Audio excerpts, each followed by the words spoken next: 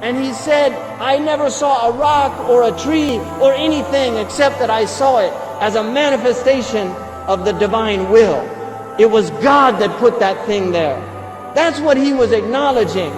And then he said, وَمَنْ يُعَظِّمْ حُرُمَاتِ اللَّهِ فَهُوَ خَيْرٌ لَهُ عِنْدَ رَبِّهِ. That the one who exalts the hurumat of Allah, the sanctified things of God. And what is more sanctified than the creation of Allah subhanahu wa ta'ala? This thing that Allah has created as a tajalli of all of His divine attributes, and then called us to marvel at it. If you look at people, when they see people who can do something amazing. You had a beautiful singer who sings his song, and people in the non-Muslim society, you know what they do? If people clap, they do these things, ovation.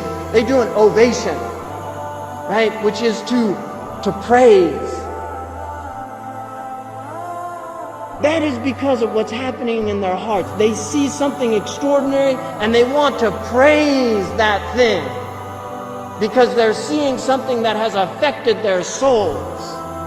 So when they see somebody who's mastered the piano and he gets up and plays some extraordinary piece by Rachmaninoff or Beethoven, they all stand up and they clap and clap to say, what an extraordinary thing you've just done before our eyes. How extraordinary. That's what they feel like doing, because it's so amazing.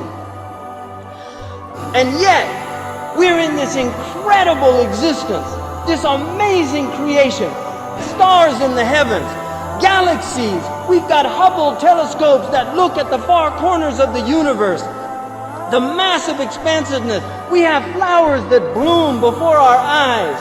We can watch flowers that move across as the sun moves across the sky. The flowers follow the sun. The Arabs call them ubad al-shams. We have animals that can do the most extraordinary things.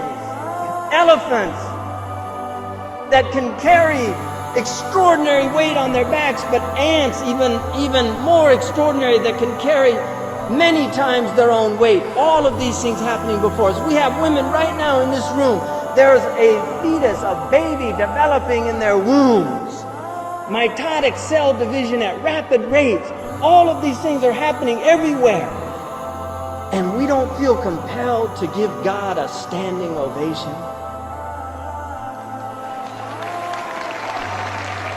To stand up before Allah subhanahu wa ta'ala and say, Allahu Akbar, Allahu Akbar, Allahu Akbar. Really to stand in ovation before our Lord. Like people stand before some poor soul who's perfected some little trick on a musical instrument, who can pipe a tune out, and we're compelled to jump up and clap and say bravo, bravo, and we can't get up for the Lord of the worlds and say Allahu Akbar.